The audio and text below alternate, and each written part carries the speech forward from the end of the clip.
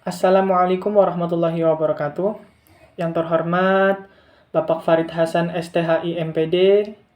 Perkenalkan, kami dari kelompok 6 ingin mempresentasikan hasil revisi kami tentang tema kami yang bertema syuro musyawarah.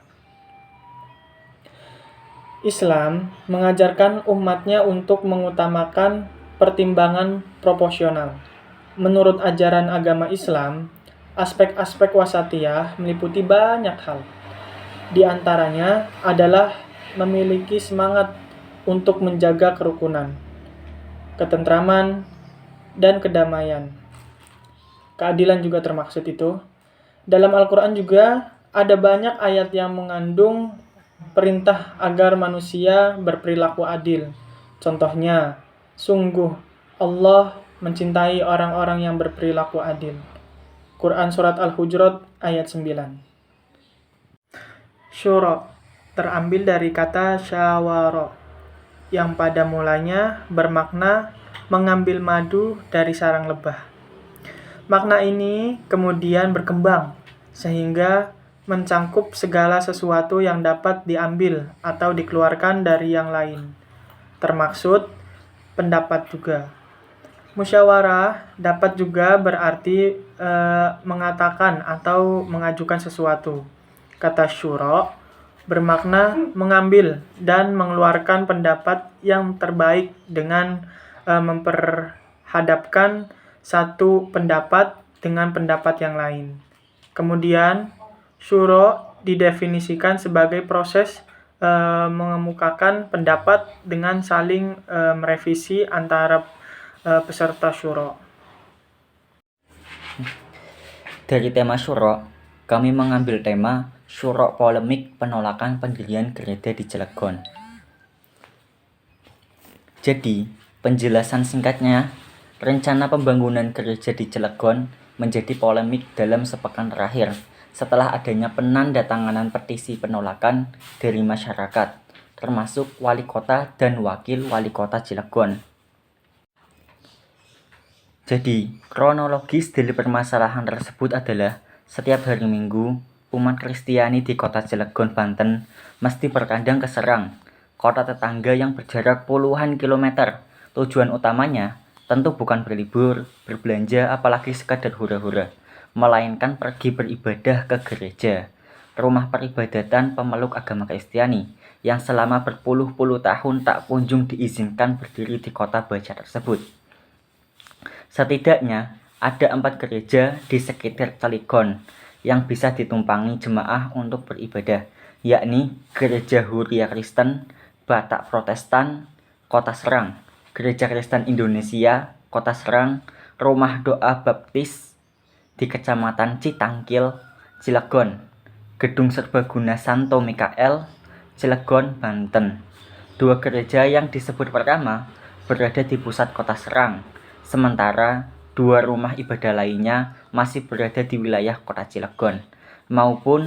Walaupun aslinya bukan bangunan gereja, tetapi gedung serbaguna yang dialihfungsikan menjadi tempat ibadah setara yang diakui secara de facto oleh pihak keamanan. Faktanya sampai saat ini tidak gereja di Cilegon. Fenomena tersebut merupakan realita yang hampir luput dari perhatian di negara persemboyan Bhinneka Tunggal Ika ini. Bahwasanya di salah satu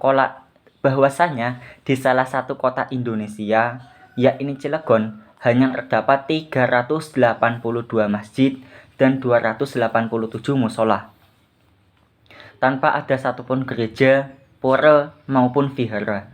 Padahal menurut catatan Badan Pusat Statistik Kota Cilegon, selain didominasi pemeluk agama Islam, terdapat pula 6.740 warga Kristen, 1.743 warga Katolik, 215 warga Hindu, 215 warga Buddha, dan 7 warga Konghucu. Belum lama ini, isu penolakan pendirian rumah ibadah dalam hal gereja kembali terjadi di kota industri baja. Adalah rencana pembangunan gereja di tanah milik Huria Kristen Batak Protestan. Maranatha di lingkungan Cikuasa, Kelurahan Gerem, Kecamatan Grogol, Kota Cilegon yang ditolak sejumlah elemen masyarakat dan pemerintah tingkat daerah Kota Cilegon. Beredar video di Twitter penandatanganan petisi penolakan gereja oleh Wali Kota Cilegon, Heldi Agustian. Bahkan beredar viral. Tak lama datang banyak kecaman dari masyarakat Maya terhadap penolakan gereja Maranatha di Cilegon yang diusulkan oleh kelompok-kelompok masyarakat tersebut. Pasalnya, prasyarat pembangunan gereja Maranatha di Cilegon hampir rampung dan sesuai administrasi. Namun begitu, para pemangku jabatan seperti wali kota dan wakil wali kota Cilegon justru ikut menekan petisi penolakan kepada publik. Terang saja, hal ini menjadi perdebatan yang alot, sebab di negara yang menjunjung tinggi atas ketuhanan setinggi-tingginya seperti Indonesia, melarang warga negara menyembah Tuhan dan beribadah menurut keyakinan masing-masing adalah praktik inkonstitusional, sebagaimana yang tertulis dalam Undang-Undang Dasar Pasal 29 Ayat 2, yaitu untuk Menteri Agama yaitu Menteri Agama Khalid Qomas atau yang sering disapa Gusmen turut tangan secara langsung untuk mengurai kasus ini. Gusmen bahkan berjanji akan mengambil langkah tegas apabila sengkarut pembangunan gereja ini tidak juga mendapatkan izin. Tak bisa dimungkiri, situasi ini terasa begitu pelik. Sebab jika kita kembali pada poin kebebasan beragama menurut undang-undang, maka secara gamblang menghambat proses pembangunan gereja adalah melawan hukum. Terlebih lagi selama ini dalih utama yang digunakan untuk menolak gereja bisa dibilang berusia uzur, yaitu berdasarkan pada klaim adanya perjanjian tidak tertulis tahun 1975-an antara tokoh masyarakat, ulama, dan PT Krakatau Steel. Disebutkan dalam perjanjian itu meminta tidak ada pendirian rumah ibadah non-muslim di Cilegon, yang kala itu masih wilayah Kabupaten Serang, agar masyarakat mau menjual tanahnya ke pihak perusahaan Krakatau Steel. Maka dari itu, tidaklah mengherankan jika netizen menyebut kasus ini bernilai diskriminatif, intoleran, dan tentunya bertentangan dengan undang-undang. Mungkin hal ini turut melandasi ukuran setara institut yang melabeli Cilegon sebagai 3 besar kota intoleran se-Indonesia pada tahun 2021. Sebuah ironi yang tercipta di negara berpayung asas ketuhanan seperti Indonesia yang menjamin setiap penduduknya untuk beragama dan beribadat sesuai kepercayaan masing-masing. Sampai saat ini, permasalahan horizontal yang melibatkan kerukunan antar umat beragama tersebut sering diusut oleh pihak berwenang. Dalam hal ini, Kementerian Agama. Jadi, setidaknya sampai kasus penolakan pendirian gereja menemui titik terang, jemaat Kristen di Cilegon masih tetap perlu menempuh jarak puluhan kilometer untuk menjalani peribadatan mereka di hari Minggu. Semoga kasus ini segera bisa diselesaikan dengan hasil yang bijak.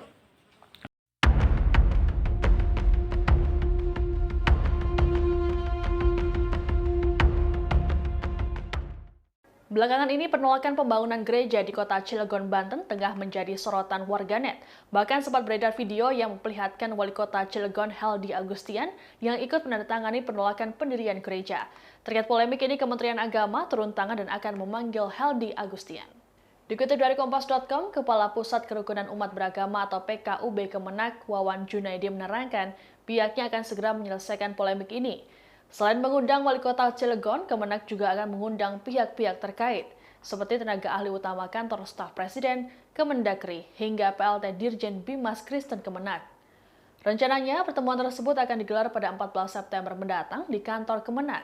Selanjutnya, akan diadakan pertemuan dengan sejumlah unsur masyarakat.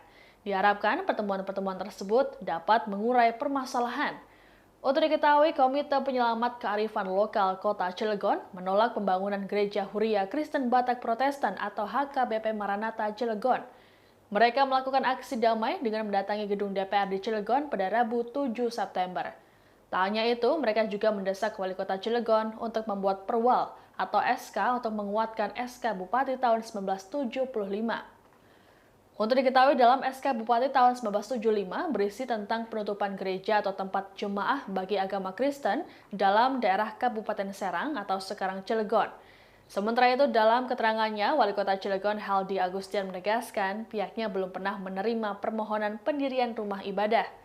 Sedangkan pihak HKBP Maranatha menjelaskan tahapan permohonan izin pembangunan rumah ibadah sudah ditempuh, seperti pendataan jemaat dan dukungan warga yang ada di lokasi pembangunan gereja. Namun, lurah setempat tak memberikan validasi dengan alasan kurang jelas.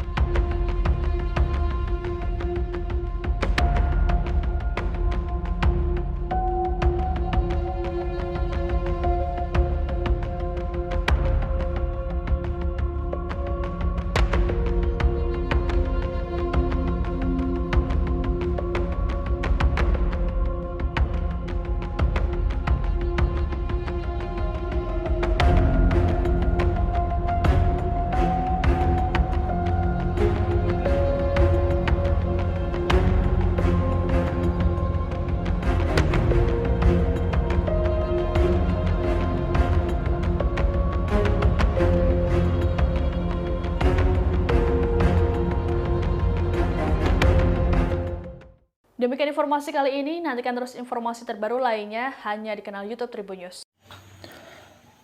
Lalu berikutnya konsep suro musyawarah yang kami ambil dari tafsir moderasi beragama ialah kami ambil dari Quran surat Al-Hujurat ayat 13 yang berbunyi, wahai manusia, sesungguhnya kami telah menciptakan kamu dari seorang laki-laki dan perempuan.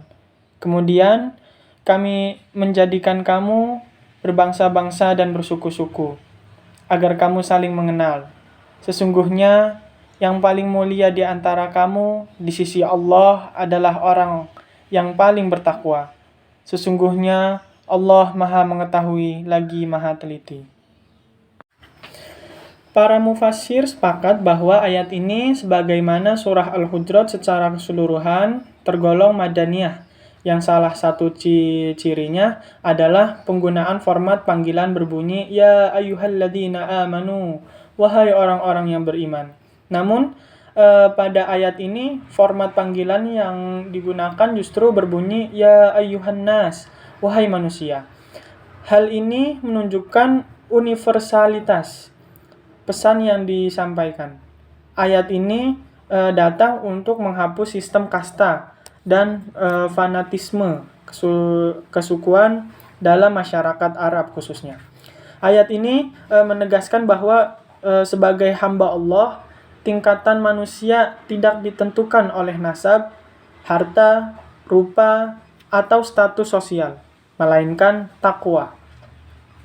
Ketakwaan itu pun tidak bisa diraih dengan mengandalkan nasab, suku, atau marga, melainkan dengan amal soleh. Tidak ada orang yang bisa memilih untuk terlahir dari orang tua dengan latar belakang suku, bangsa, agama, dan budaya tertentu. Semua terjadi berdasarkan ketetapannya, yaitu Allah Subhanahu wa Ta'ala. Maka, sungguh tepat pesan Allah Subhanahu wa Ta'ala pada surat Al-Hujurat 49 ayat 13 di atas. Allah menciptakan manusia dengan kekhasan masing-masing agar tetap tercipta kehidupan yang harmonis dalam bingkai keragaman. Kata kuncinya adalah li ta'arofu, saling mengenal dan saling memahami, sehingga lahirlah sikap saling mengasihi dan melindungi. Inilah pilar utama terciptanya persatuan dan kesatuan.